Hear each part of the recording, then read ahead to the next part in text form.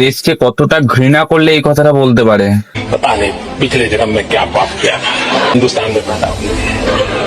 ये कोई देश है? সোনাম ওয়াংচুকে বাঁচাও, এখনো সময় আছে।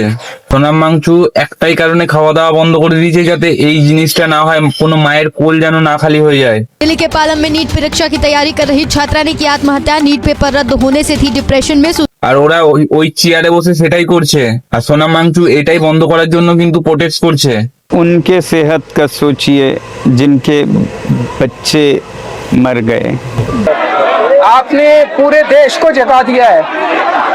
সোনাম ওয়াংচুকে যদি তোমরা না বাঁচাতে পারো, দেশটা কিন্তু একদম অশিক্ষিত হয়ে যাবে, আমি পরিষ্কার কথা বলছি। সোনাম ওয়াংচু 17-18 দিনের বেশি হয়ে গেল খাওয়া দাওয়া বন্ধ করে দিয়েছে। আমি আগেও ভিডিও বানিয়েছি, আমি কালকেও ভিডিও বানিয়েছি, আমি আজকেও বানাচ্ছি। সোনাম ওয়াংচু থাকুক চায় না তো এনাদের কিচ্ছু যায় আসে না। সোনাম ওয়াংচুকে বাঁচাও, এখনো সময় আছে।